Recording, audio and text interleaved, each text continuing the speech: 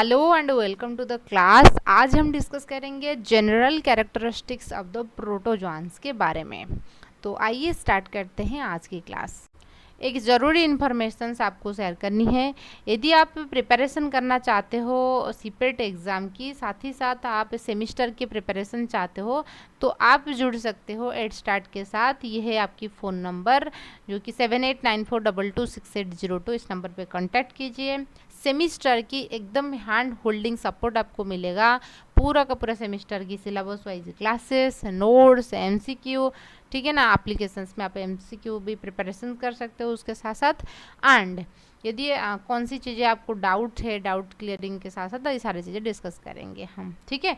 And आप Telegram पर जुड़ जाइए नोट्स के लिए, बुक्स के लिए, है ना। एंड व्हाट्सअप ग्रुप है एंड फेसबुक पेज को भी आप लाइक कर लीजिए। एंड देखिए वहीं पे सारा हर दिन कुछ ना कुछ पोस्ट होता रहता है आपकी नॉलेज को एनहांस करने के लिए। एंड इंस्टाग्राम पर भी, ठीक। तो यहाँ पे देख सकते हो मेरे पीछे जो है, ठीक है, आपको ये प्रोटोजोआंस नज़र आ रहा होगा जो कि एक यूनिसेलुलर ऑर्गेनिजम्स होते हैं। पूरा का पूरा लिविंग ऑर्गेनिजम्स के अंदर उनकी पोजीशंस कहाँ पे है हम उसको एक बार देख लेंगे। है तो आप जूलॉजी ऑनर्स के स्टूडेंट, यानी कि आप यहाँ से समझ सकते हो कि ये है क्या, ये क्या एनिमल्स होते हैं, ठीक है। प्रोटोजोआन से क्या एनिमल्स होते हैं। लेकिन आइए हम आज जानेंगे क्या ये एनिमल है या नहीं है, ठीक है ना। कौन सी चीज़ें के अंदर वो आ रहा है उसके बारे में हम अच्छे से डिस्कस करेंगे, ठीक है। सो देखिए, यदि आपको 5 किंगडम क्लासिफिकेशंस के बारे में थोड़ा बहुत पता होगा तो आपको जो कि 5 किंगडम क्लासिफिकेशंस क्या होता है, पूरा का पूरा लिविंग ऑर्गेनिजम्स आप जितने भी देख रहे हो उनको 5 किंगडम के अंदर, ठीक है, बटा गया था, ठीक है ना। जितने भी लिविंग ऑर्गेनिजम्स आप देख रहे हो, लिविंग तो क्या है ये तो आपको पता होगा ना, जिसके अंदर क्या है, हम जिंदा बोलते हैं किसको, लिविंग ऑर्गेनिजम्स को।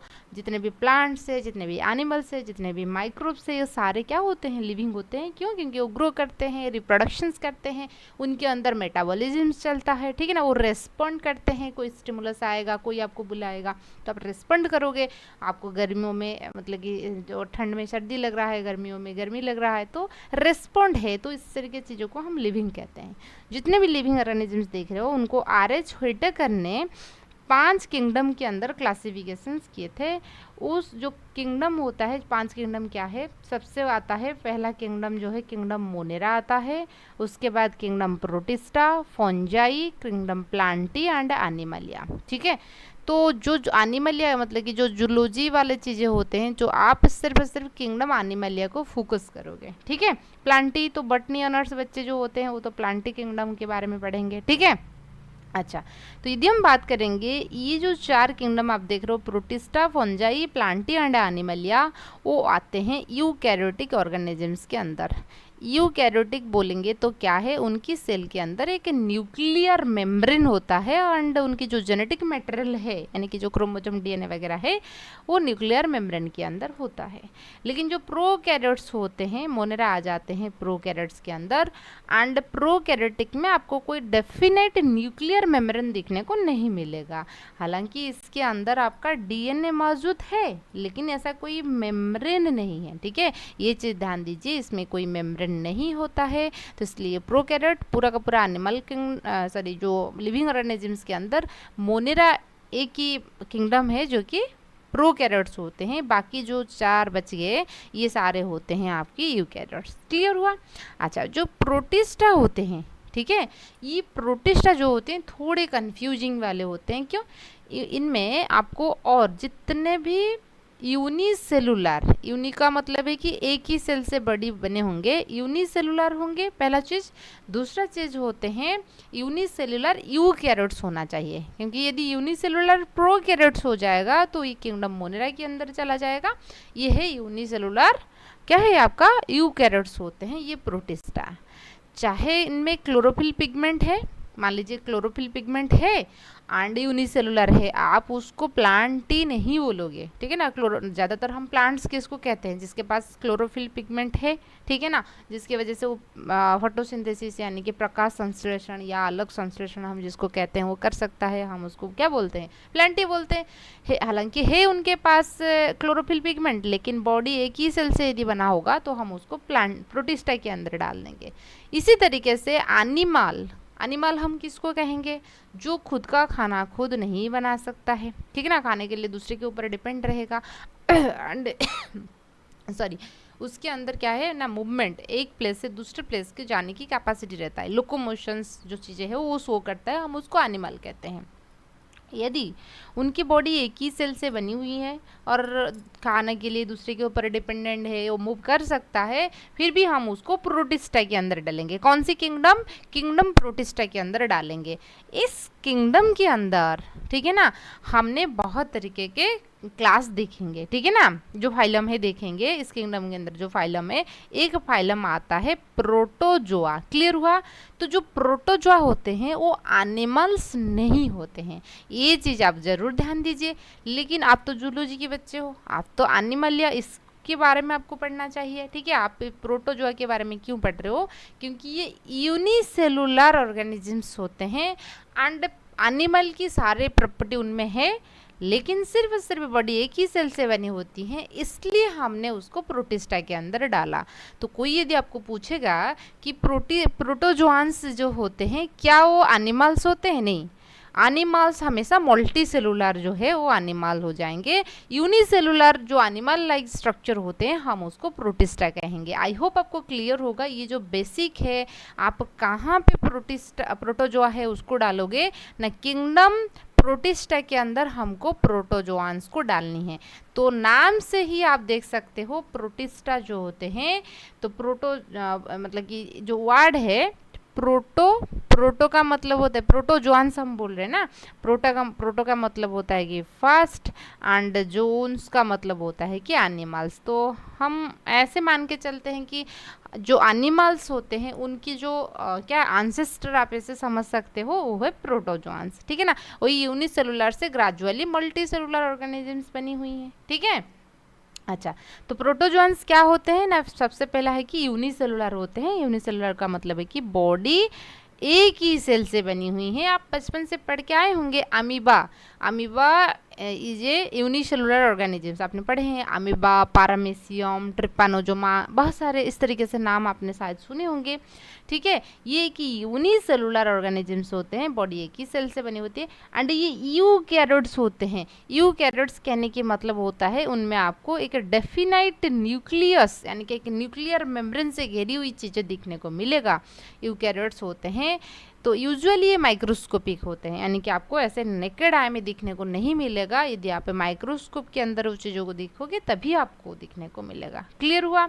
अच्छा, प्रोटोजोआंस बिलोंग्स टू किंगडम प्रोटिस्टा, ठीक है ना। ये कौन सी किंगडम को बिलोंग करता है? Kingdom protista. लगभग 50,000 स्पेसीज जो है वो प्रेजेंट होते हैं। वो थर्ड लार्जेस्ट फाइलम जो है, मतलब कि क्योंकि प्रोटो किंगडम, ठीक है ना, किंगडम प्रोटिस्टा के अंदर आपका फाइलम जो है प्रोटोजोआ आ रही हैं, ठीक है ना। इनमें बहुत सारे फाइलम्स होते हैं, प्लांट्स से रिलेटेड जो रहेंगे, ठीक है ना, डायटम्स, डेस्माइट्स वगैरह होते हैं और बहुत सारे होते हैं। हमको सिर्फ और सिर्फ उनकी प्रोटोजोआंस के साथ मतलब है। क्यों? क्योंकि वो एनिमल्स के साथ मिलता जुलता है, उनकी न्यूट्रिशंस एनिमल जैसे होते हैं, उनकी लोकोमोशंस भी रहता है, ठीक है। अच्छा, तो ब्रांच, ऐसा ब्रांच जो डील करता है प्रोटोजोआ के बारे में स्टडी करना, हम प्रोटोजोआ इज कॉल्ड प्रोटोजूलॉजी, ठीक है ना। इस मतलब कि ऐसे साइंटिस्ट रहे होंगे जो सिर्फ और सिर्फ प्रोटोजोआंस के ऊपर स्टडी करेंगे, हम उसको प्रोटोजोलॉजी कहते हैं, ठीक है ना। अच्छा, तो डिस्कवरी की बात करेंगे। जो टर्म प्रोटोजोआ है उसको गोल्ड फुस ने दिए थे 1817 में। एंड प्रोटोजोआंस को पहली बार डिस्कवर किए थे एंटोनी वन ल्यूवेनहॉक। क्लियर?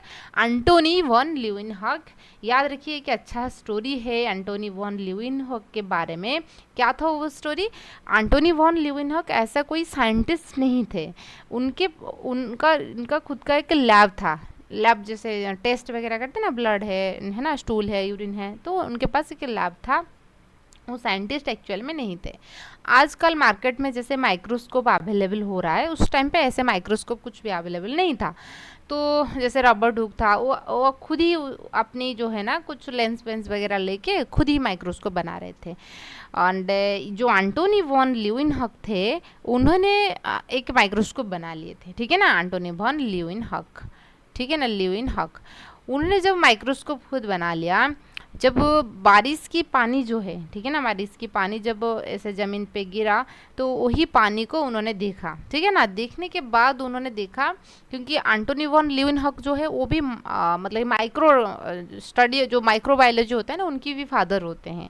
क्योंकि जो नेकेड आई में देखने को नहीं मिल रहा है, ऐसे लोग कैसे ऐसे आसानी में देख लेंगे, माइक्रोस्कोप तो नहीं था, कैसे देखेंगे। एंटोनी वॉन ल्यूवेनहॉक जो थे उन्होंने पहली बार वही बारिश की पानी जब भी ज़मीन में गिरा, गिरने के बाद वही पानी को उन्होंने कलेक्ट करके लाया, ठीक है ना। माइक्रोस्कोप के अंदर उन्होंने जब देखा, उनको लगा कि कुछ चीज़ें हैं ऐसे मूव कर रही हैं, ठीक है ना। वो तो पहले वो बैक्टीरिया था, बैसिलस रॉड से बैक्टीरिया था, ठीक है ना, रॉड से बैक्टीरिया था जो कि मूव कर रहा था।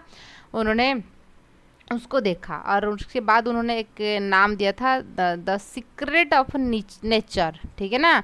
मतलब कि नेचर कुछ चीज़ों को छुपा के रखे थे, उन्होंने उसको पकड़ लिया। द सीक्रेट ऑफ नेचर करके एक बुक उन्होंने पब्लिश किए थे, उसमें लिखा था। और उसके बाद उन्होंने वही प्रोटोजोआ जो थे उसको, ठीक है ना, प्रोटोजोआंस को भी उन्होंने खुद ही डिस्कवर किया। फिर उसके बाद उन्होंने स्पॉर्म की, क्योंकि सीमेन, ठीक है ना, तो सीमेन को उन्होंने जब माइक्रोस्कोप के अंदर देखा, उन्होंने स्पॉर्म की डिस्कवर भी किया। प्रोटोजोआ स्पॉर्म की स्ट्रक्चर भी कुछ ऐसा होता है, उनका भी एक टेल फ्लैजेला मतलब कि टेल स्ट्रक्चर रहता है। उन्होंने सोचा कि वो भी कोई स्पॉर्म के अंदर शायद हो सकता है कि कोई प्रोटोजोआ है, तो सीमेन से निकला था, इसलिए उन्होंने स्पर्माटोजोआ उनका नाम भी रखा था, ठीक है ना। आपको ये चीज़ लगेगा कि कुछ बाहर हो गया, नहीं, जब आप चीज़ें पढ़ोगे ना, स्पर्म की दूसरी नाम जो होता है स्पर्माटोजोआ, जो स्पर्म होता है वही स्पर्माटोजोआ होता है। और उनका नाम क्यों है, क्योंकि वही प्रोटोजोआ को पहले एंटोनी वॉन ल्यूवेनहॉक डिस्कवर किए थे। तो जब उन्होंने सीमेन को माइक्रोस्कोप के अंदर देखा तो कैसे स्पर्म चलता हुआ उनको नजर आया। उन्होंने सोचा कि इस सीमेन के अंदर शायद हो सकता है कि प्रोटोजोआ कोई है, तो इसलिए सीमेन से निकला था प्रोटोजोआ नाम के, उन्होंने बोला स्पर्माटोजोआ। क्लियर हुआ। तो जो स्पर्माटोजोआ है वही स्पर्म है, क्योंकि आपको सीक्वेंस पूछा जाएगा। यदि आप में से कोई 12th में रिप्रोडक्शन चैप्टर पढ़े होंगे, उसमें स्पर्म की जो सीक्वेंसेस पूछा जाता है, पहले कौन बनेगा, प्राइमरी स्पर्मेटोसाइट, सेकेंडरी स्पर्मेटोसाइट, ठीक है ना। मैं कोई दूसरी चीज़ों के बारे में बात नहीं कर रही हूँ, आपके बारे में बात कर रही हूँ, ठीक है ना, मतलब कि आपके सब्जेक्ट जो है उसके बारे में। तो इसलिए क्योंकि सारे चीज़ें जो है ना रिलेटेड है, आप रिलेट करके पढ़ते चले जाइए, आपको अच्छा मज़ा लगेगा, ठीक है ना। अच्छा, तो ऐसा नहीं कि हमको सिर्फ यही पढ़ना है तो यही पढ़ना है, ठीक है। अच्छा, तो क्लियर हुआ ये डिस्कवरी कौन किए थे, कैसे हुआ था, ये तो आपको क्लियर हो गया। अब हम देखेंगे थोड़ा जनरल स्ट्रक्चर जो होते हैं प्रोटोजोआंस की, जनरल स्ट्रक्चर कैसे होता है।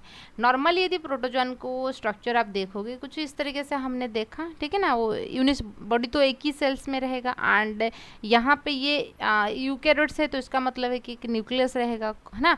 उनका तो एक ही सेल है, तो प्लाज्मा मेम्ब्रेन के चारों तरफ एक कवरिंग रहता है, ठीक है ना, कवरिंग रहता है। और लोकोमोशंस करने के लिए उसमें सिलिया, कुछ में सिलिया होता है, कुछ में फ्लैजेला होता है, क्योंकि वो भी मूवमेंट करना चाहिए, ठीक है ना। अच्छा, तो इसलिए वो microscopic protozoan surrounded by an outer covering just after the plasma membrane. Plasma membrane की आउटसाइड्स में एक कवरिंग रहता है, उसको पेलिकल्स कहा जाता है, या सेल कहा जाता है, या उसको हम एक्सोस्केलेटन भी कह सकते हैं।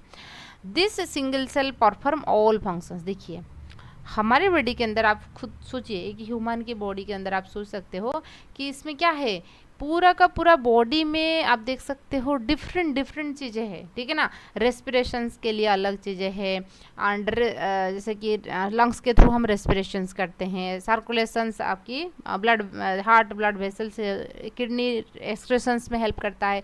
तो डिफरेंट डिफरेंट फंक्शंस हमारे बॉडी में होता है, डिफरेंट डिफरेंट चीज़ों के लिए, ठीक है ना, ऑर्गन होते हैं डिफरेंट फंक्शंस के लिए। लेकिन उनकी बॉडी में तो सिर्फ एक ही सेल्स होता है, ठीक है, एंड सारे चीज़ें वही में होगा। यदि हम देखेंगे कैसे होगा ना, एक ही सेल है तो एक ही सेल, लेकिन उनमें एक न्यूक्लियस हो गया। मान लीजिए क्या करनी है, रेस्पिरेशंस करनी है, तो पानी में रहते हैं ज़्यादातर, ठीक है ना। कुछ होते हैं पैरासाइट्स, कुछ होते हैं टेरेस्ट्रियल, ज़मीन में भी रहते हैं। तो क्या करेंगे ना, ऑक्सीजन जो है प्लाज्मा मेम्ब्रेन देके डिफ्यूज होके आ जाएगा।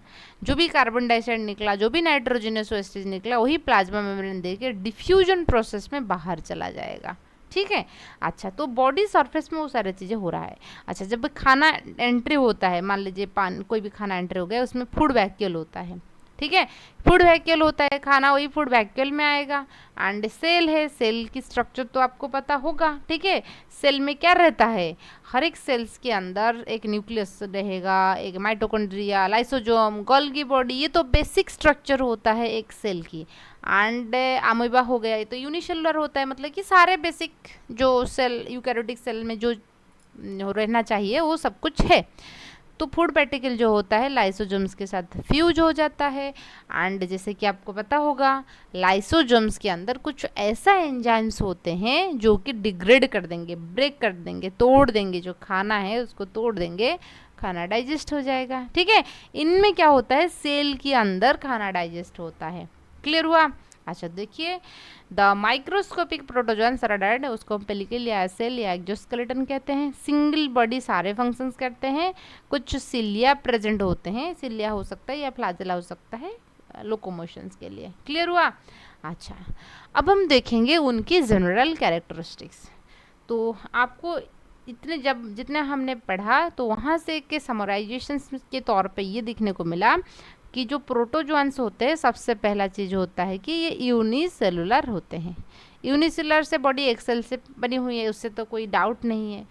सेकेंड चीज़ हम बोलते हैं ये यूकैरियोट्स होते हैं, इसका मतलब है कि उनमें आपको ऐसे न्यूक्लियस दिखने को मिलेगा and membrane bound cell organelles, जैसे कि माइटोकॉन्ड्रिया दिखने को मिलेगा, फूड वैक्यूल दिखने को मिलेगा, ठीक है, एंड लाइसोजोम्स दिखने को मिलेगा। ये सारे चीज़ें आपको दिखने को मिलेगा, राइबोसोम्स, एंडोप्लाज्मिक रेटिकुलम, सारे कुछ जो कि नॉर्मल सेल में होना चाहिए, सारे कुछ प्रेजेंट है, ठीक है।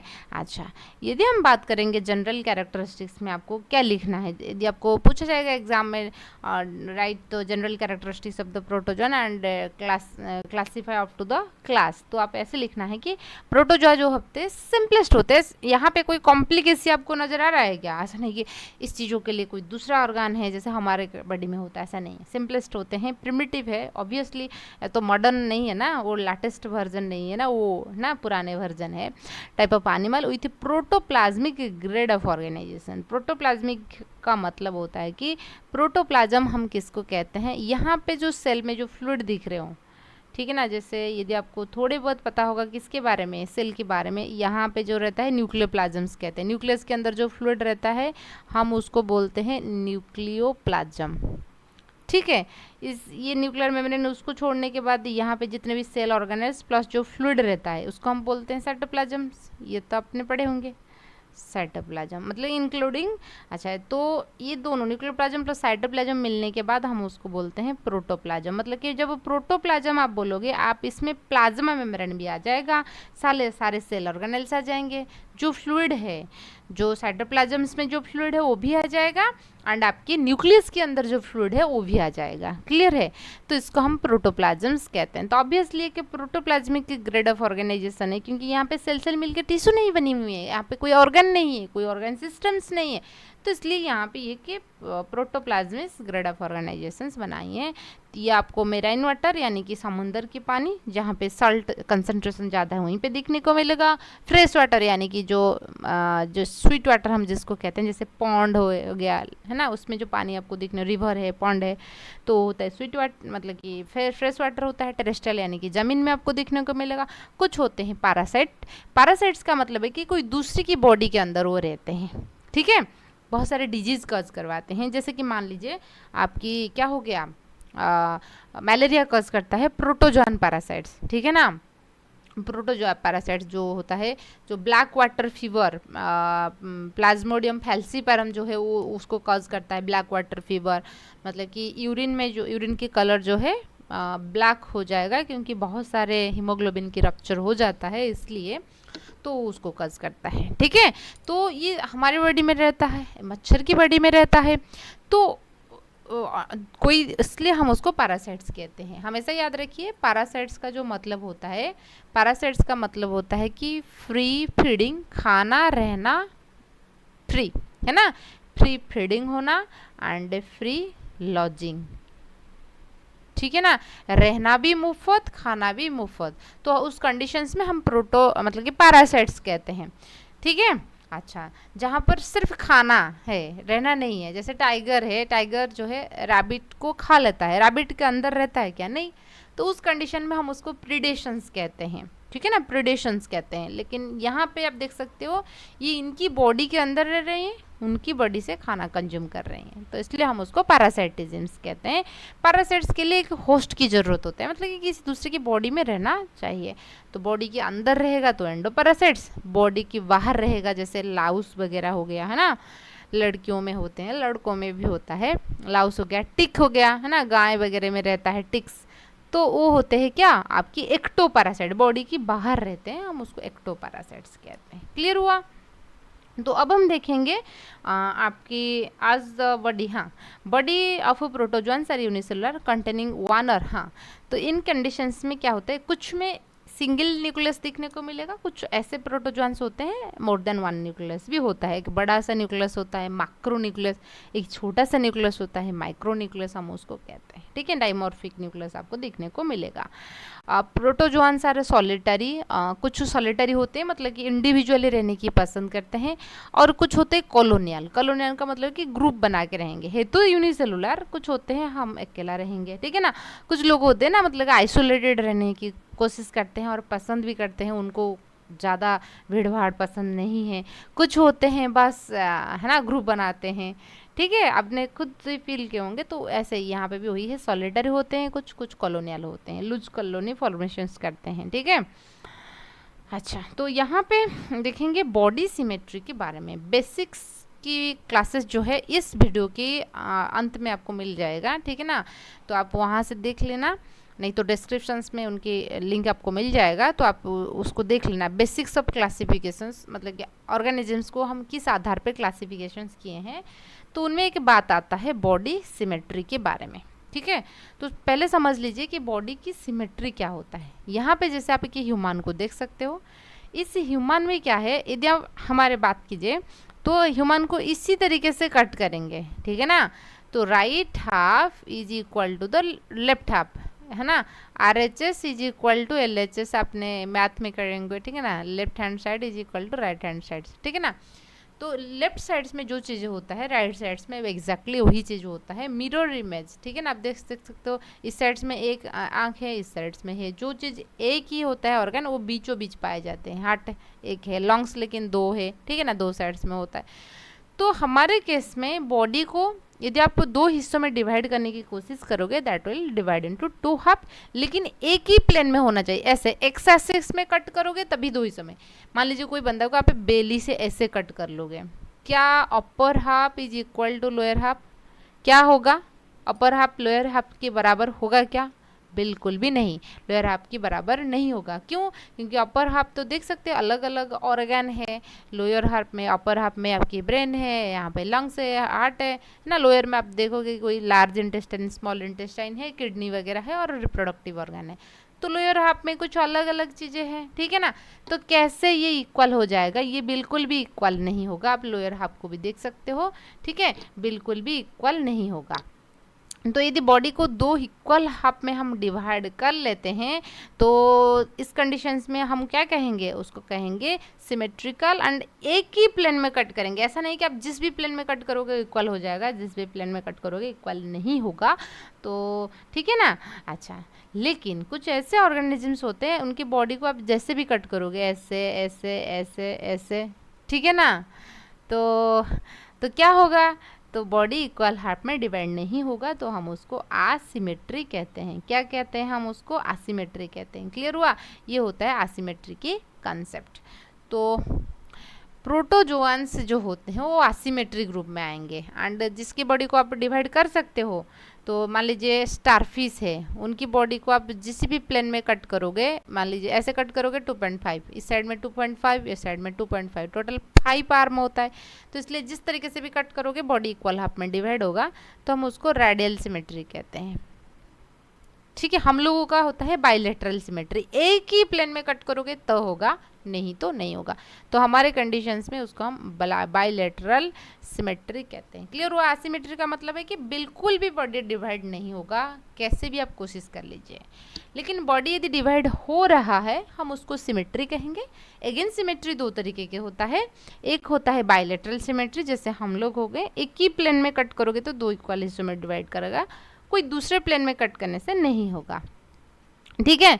एंड रेडियल सिमेट्री क्या होता है? रेडियल सिमेट्री होता है बॉडी को किसी भी प्लेन में कट करे, वैसे वैसे ऐसे ऐसे तैसे, है ना, जैसे भी कीजिए बॉडी इक्वल हाफ में डिवाइड हो जाएगा, तो हम उसको रेडियल सिमेट्री कहेंगे। ठीक है, आई ना बात समझ में? तो ये हो गया उनकी चीज़ें। आज the body is unicellular, here division of labour, है ना, नॉट सीन। तो नॉर्मली हमारे कंडीशंस में ऐसा नहीं कि डिवीजन ऑफ लेबर का मतलब है कि एक स्पेसिफिक वर्क जो होता है स्पेसिफिक चीज़ें करेगा। जैसे रेस्पिरेशन के काम जो है हमारे कंडीशंस में लंग्स करता है, ऐसा नहीं कि स्टोमक रेस्पिरेशन वाला काम करेगा। सर्कुलेशंस की काम पूरा का पूरा बॉडी में ब्लड भेजने की काम हमने हार्ट को दिया है। ठीक है, तो हर कंडीशंस में डिवीजन ऑफ लेबर जब है होता है। आप सोसाइटी में देखिए, ठीक है, डॉक्टर जो होते हैं वो इलाज करवाते हैं पेशेंट की, टीचर जो है एजुकेशंस के लिए होते हैं, ऐसे घर में भी आप देखिए डिवीजन ऑफ लेबर होता है। ठीक है, अच्छा, कुछ मतलब कि नॉर्मली होता है ना, मान लीजिए मम्मी लोग कुछ काम करते हैं, हालांकि सब लोग सब कुछ कर पाएंगे, लेकिन डिवीजन ऑफ लेबर होने से क्या होता है, काम की जो है ना स्पेशलाइजेशन इंक्रीज होता है, एक लोग अच्छे से काम कर पाए। मान लीजिए मम्मी जो है कुकिंग कर लेंगे, ठीक है, पापा जो है मान लीजिए मार्केट से कुछ लाएंगे, तो ऐसा नहीं कि मम्मी नहीं ला सकते या पापा कुकिंग नहीं कर सकते हैं, लेकिन और करना भी चाहिए। लेकिन ऐसे होने से क्या होगा, एक काम एक लोग कर लिया, दूसरा काम और एक लोग कर लिया, तो इस वजह से ठीक है काम भी आसानी से ख़त्म होगा, किसी के ऊपर बर्डन भी नहीं होगा। एक ही काम सब एक ही लोग करेगा तो दिक्कत है।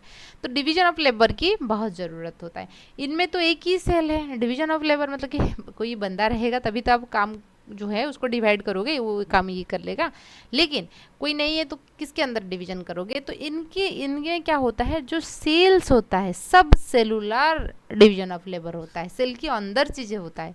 लाइसोजोम जो होता है डाइजेस्टिव वैक्यूल के साथ मिलकर खाना को डाइजेस्ट करने में हेल्प करेगा। प्लाज्मा मेम्ब्रेन जो होता है वो रेस्पिरेशन एंड एक्सक्रीशंस की काम कर लेता है। ठीक है, तो उनमें सब सेलुलर डिवीजन ऑफ लेबर होता है, कोई ऐसा डिवीजन ऑफ लेबर आपको देखने को नहीं मिलेगा। एंड जो डाइजेशन होता है, याद रखिए इनके केस में डाइजेशन इंट्रासेलुलर होता है, सेल के अंदर होता है। अब बताइए, ठीक है, हमारे कंडीशंस में डाइजेशन क्या इंट्रासेलुलर होता है? बच्चे को लगेगा हाँ इंट्रासेलुलर होता है, लेकिन आंसर जो है इनकरेक्ट है। हमारे अंदर डाइजेशन इंट्रासेलुलर नहीं है, ऑर्गन के अंदर होता है, स्टोमक, स्मॉल इंटेस्टाइन, इनमें सेल क्या है, यहाँ पे तो ऑर्गन है। हमारे कंडीशंस में एक्स्ट्रा सेलुलर होता है। बच्चों को लगेगा कि एक्स्ट्रा सेलुलर का मतलब बॉडी के बाहर, नहीं, बॉडी के अंदर हो रहा है, लेकिन सेल के अंदर नहीं हो रहा है। ठीक है ना, सेल मिलकर टिश्यू मिलकर तो वो ऑर्गन बना लिया। ठीक है ना। अच्छा, तो इसमें इंट्रासेलुलर डाइजेशन होता है, ये भी एक इम्पोर्टेंट पॉइंट है, याद रखिए। अब तो आप पढ़ोगे तो ये तो प्रोटो जो आ गया, फिर पोरीफेरा, हम सिलेंट्रेटा तक देखेंगे तो इंट्रासेलुलर डाइजेशन होता है। सिलेंट्रेटा में कुछ हद तक एक्स्ट्रासेलुलर डाइजेशन देखने को मिलेगा, लेकिन प्रोटो जो अंडे पोरीफेरा में आपको कम्प्लीटली इंट्रासेलुलर डाइजेशन देखने को ही मिलेगा। ठीक है, यहाँ पे कोई दूसरे ऑप्शन ही नहीं है कि एक्स्ट्रासेलुलर डाइजेशन हो जाए, नहीं। ठीक है, न्यूट्रिशन जो होते हैं कुछ होते हैं होलोजोइक कंप्लीटली वो क्या होते हैं, एनिमल जैसे होते हैं। एनिमल क्या करते हैं, हम लोग खाना खा लेते हैं, बॉडी में डाइजेस्टिव एंजाइम सिक्रेट होता है, खाना डाइजेस्ट होता है, डाइजेस्ट होने के बाद हम ऑब्जर्व कर लेते हैं। कुछ होते हैं होलोफाइटिक, फाइट वर्ड आ गया, इसका मतलब है कि somehow related to the plants. ठीक है ना, प्लांट्स रिलेटेड होता है। तो यहाँ पे देखेंगे जैसे कि यूग्लिना हो गया। यूग्लिना जो है ये एकदम बहुत है ना स्मार्ट आदमी है। ठीक है, स्मार्ट कहने की मतलब है कि उनके पास क्लोरोफिल पिगमेंट तो है, लेकिन जब सनलाइट है वो खुद का खाना खुद बना लेगा। मान लीजिए रात की टाइम है, सनलाइट नहीं है, वो दूसरे को खा लेगा। ठीक है ना स्मार्ट। तो ये थोड़ा स्मार्ट ऑर्गेनिजम्स है, तो इसलिए यूग्लिना को हम मान सकते हैं कि कनेक्टिंग लिंक प्लांट की कैरेक्टर्स भी उनमें होता है, उनमें एनिमल्स की कैरेक्टरिस्टिक्स होता है। It is the connecting link between plant and animal, ऐसे मान के हम चल सकते हैं। ठीक है, अच्छा, कुछ होते हैं साप्रोजोइक और पैरासाइट्स, दूसरे के ऊपर डिपेंड रहते हैं, दूसरे मतलब कि डेड में रहेंगे, डेड ऑर्गेनिजम्स में रहेंगे, तो या तो लिविंग दूसरे ऑर्गेनिजम्स के अंदर रहते हैं। ठीक है, अच्छा, यदि हम बात करेंगे लोकोमोटरी ऑर्गेनेल, क्योंकि ये तो इम्पोर्टेंट है, लोकोमोटरी ऑर्गेनेल एनिमल से है ना, एनिमल जैसे ही है। ठीक है ना, तो लोकोमोशन तो करना चाहिए एक प्लेस से दूसरे प्लेस को। लोकोमोशन के लिए उनमें डिफरेंट चीज़ें होता है। एंड ध्यान दिए, तो उनकी जो क्लासिफिकेशन है प्रोटोजोआ को हमने हमारे जो टॉपिक है ना classification up to the class, ये जो क्लासिफिकेशन हुआ है ये सिर्फ और सिर्फ लोकोमोटरी ऑर्गेनेल्स के आधार पे हुआ है। ठीक है, लोकोमोटरी ऑर्गेनेल्स किस प्रोटोजोआंस की किस तरीके से है उसके अकॉर्डिंग हमने उसको क्लासीफाई किए हैं। ठीक है, देखिए सो लोकोमोटरी ऑर्गेनेल्स यदि उनका क्या रहेगा, कोई मतलब कि सिलिया है तो सिलियाटा कहेंगे, है ना। तो इसी तरीके से किसी का फ्लाजेला है, किसी में लोकोमोटरी ऑर्गेनेल्स एब्सेंट है, किसी में स्यूडोपोडिया है। बॉडी की जो सेल्स आप देख रहे हो तो कुछ इस तरीके से क्या करेगा, तो ये आउट ग्रोथ ऐसे निकाल लेगा, फिर कंट्रैक्ट करेंगे, फिर आगे की ओर मूव करेंगे, कंट्रैक्ट करेंगे, फिर आगे की ओर मूव करेंगे, इस तरीके से होते हुए वो मूव कर रहेगा। तो इसके अकॉर्डिंग उनको क्लासिफिकेशंस किया गया है। एंड रेस्पिरेशन एक्सक्रेशंस नॉर्मली क्या है, उनके बॉडी सरफेस के थ्रू होगा। मान लीजिए कार्बन डाइऑक्साइड से निकल गया, ऑक्सीजन एंट्री किया एंड नाइट्रोजनस वेस्ट जो भी निकल गया। ठीक है, अच्छा तो रिप्रोडक्शंस की बात करेंगे, यहाँ पे आसेक्सुअल मोड ऑफ रिप्रोडक्शंस भी होता है, सेक्सुअल मोड ऑफ रिप्रोडक्शंस भी होता है। आसेक्सुअल में हम देखेंगे बाइनरी फिशंस होता है, मल्टीपल मतलब कि बाइनरी फिशंस का मतलब है कि एक ही सेल, आप जैसे देख सकते हो ये है ना, एक ही सेल से अल्टीमेटली ये दो सेल्स को कन्वर्ट हो गया। ठीक है ना, एक ही सेल से दो सेल बन कन्वर्ट हुआ, पहले जेनेटिक मैटेरियल डबल हो गया, फिर डिवाइड किया, फिर है ना। अच्छा फिर हम बात करेंगे एंड सेक्सुअली जो रिप्रोडक्शंस होता है दैट इज द कंजुगेशन, जो कि आप यहाँ पे देख सकते हो ये कंजुगेशन है। ठीक है ना, ये होता है कंजुगेशन, कंजुगेशन इन पैरामीशियंस होता है। तो आप जैसे देख सकते हैं उनमें दो न्यूक्लियस होता है, न्यूक्लियस पहले डबल होगा फिर उसके बाद एक्सचेंज हो जाता है। ठीक है ना, और ये होते हैं आसेक्सुअल रिप्रोडक्शंस की। एक तो आपने फिशन देखा था, ये है बॉडिंग। बॉडिंग का मतलब है कि बॉडी के एक आउट ग्रोथ निकलेगा, इस आउट ग्रोथ बॉडी से सेपरेट हो जाएंगे। ठीक है ना, होने के बाद फिर फ्यूज करेंगे, फिर है ना और कंप्लीट ऑर्गेनिजम्स में डेवलप हो जाएंगे, फिर वही से। ठीक है ना, रिप्रोडक्शन और एक बार साइकिल कंटिन्यू रहेगा। तो इसी तरीके से चीज़ें चलता है। यदि हम देखेंगे कि सेल जो है रिप्रोडक्शंस की जो कैपेसिटी है सेक्सुअल हो सकता है, असेक्सुअल हो सकता है। कुछ होते हैं उनमें यूनिसेलुलर रहेंगे, कुछ होते हैं उनमें मल्टी सेलुलर। ठीक है ना, मतलब कि बाइनरी विजन होता है, किसी में आपकी क्या, किसी में आपको देखने को मिलेगा मल्टीपल फिशन, मतलब कि एक ही सेल से बहुत सारे सेल्स निकल आएंगे। ठीक है, अच्छा तो ये हो गया उनकी जनरल कैरेक्टरिस्टिक्स के बारे में। आई होप आपको चीज़ें क्लियर होगा। ठीक है,